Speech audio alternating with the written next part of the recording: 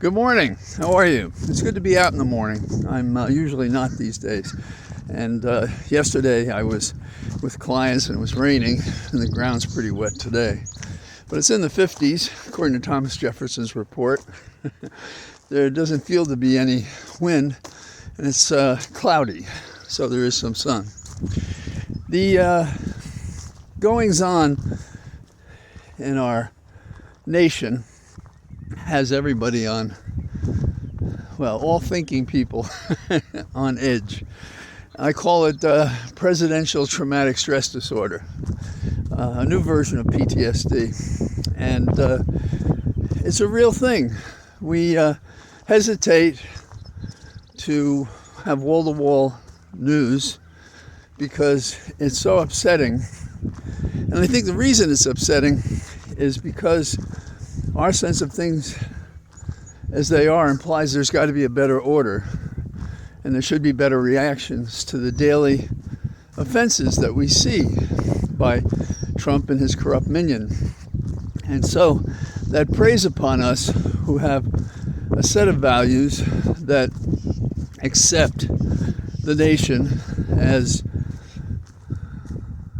a source of equality in its government for all people. Imperfectly, but we start with that. We believe in fair play. We believe in following the law, but challenging it when it's wrong. And the challenges these days to wrong-headed decisions, particularly by the Supreme Court, put us in this position of being tense and anxious for the outcome. Suspense in a book is one thing. Suspense in real life, that the order could be compromised from what we believe was the original promise in the Declaration of Independence and the Constitution as amended. So how do we deal with that? And the biggest issue on the table is the presidential race. And so how do we deal with that? And I have a great concern that the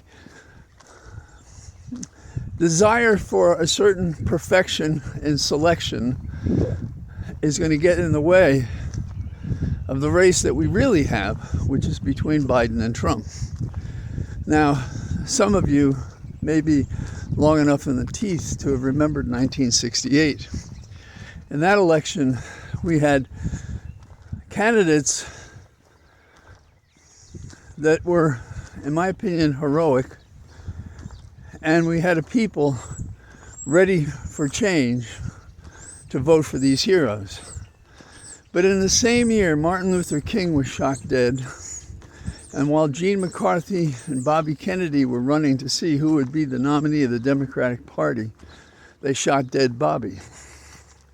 Gene McCarthy, in fairness, I think was shaken terribly because he went silent virtually. It cast some of the best minds and best leaders into positions of paralysis. Not like today, different scenario.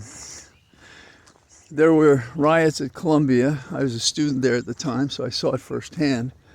And then in Chicago, there was a police riot against those protesting the irregularity of the democratic process in the Democratic Party. And so when Hubert Humphrey, the vice president of Lyndon Johnson, was nominated, a lot of people walked away. And I held my nose and had my resistance to Humphrey, but I couldn't tolerate Nixon.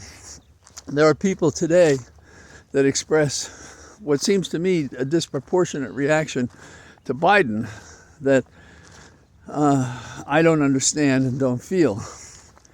Because I believe his assignment, at the very least, is to be the president instead of Trump. And there's the rub. If people walk away, as other political pals are trying to manufacture votes that would be drained from Biden and go toward Trump, in the battleground states, that could be the outcome. So, thus presidential traumatic stress disorder.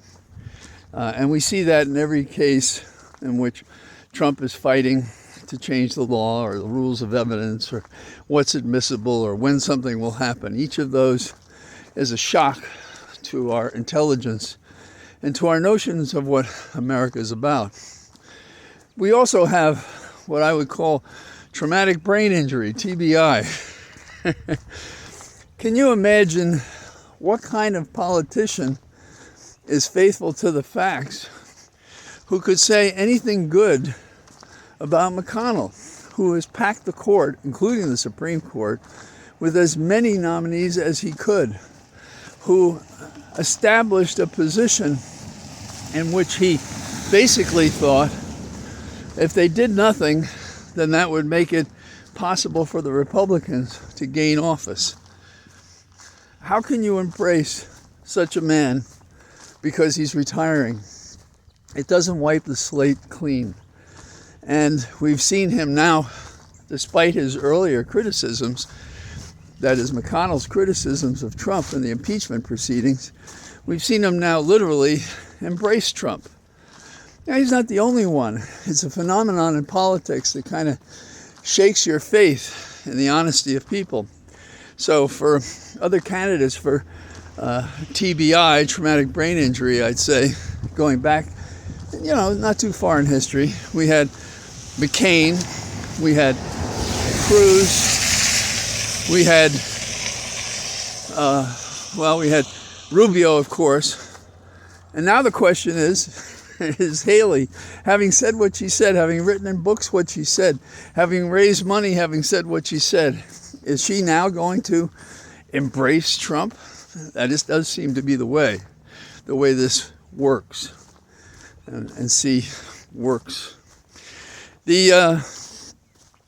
One of the recent statements, I think it was yesterday, is Johnson, who is the Speaker of the House, who heads, if you can say that, the Republican conference in the House.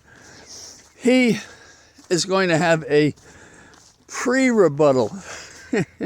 So without knowing what Biden is going to say in the State of the Union message, Johnson, gave a 1.5-minute videotape of his pre-rebuttal to the unknown statement the president has yet to give. And among the statements that he makes is that Biden is not a real leader. Now, this is coming from a speaker who can't rely on the membership of the Republican conference to support him as their leader. What a world, huh? So,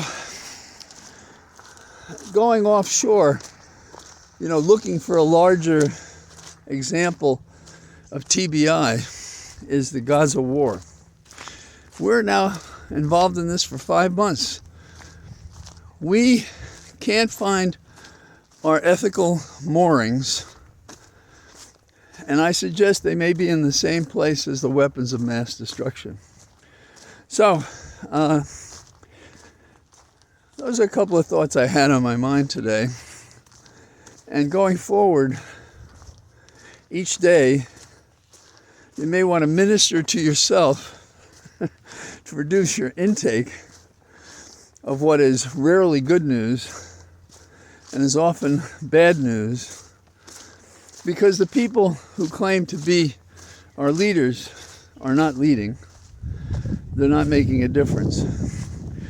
But we can celebrate those who are. And the ones who are in the courtroom. Prosecutor Bragg in New York, the Attorney General of New York. These are the people that apparently are going to make the difference. And we have to look elsewhere as well. But those seem to be our prime avenues in the non-elective sense. There is no way that this nation can look at itself in a metaphorical mirror and see the promise of the future if it does not deal with this madman Trump, who would be the poster child for the end of our republic. I wouldn't compare him to Nero, but there have been maniacs in history who have succeeded in having great power and doing terrible things, amazingly with the support of systems of government that allowed opportunities to do so. So that's where I am, and I'm out here, and there are a few trees on this path that I chose, but I look forward to talking to you tomorrow. Bye-bye.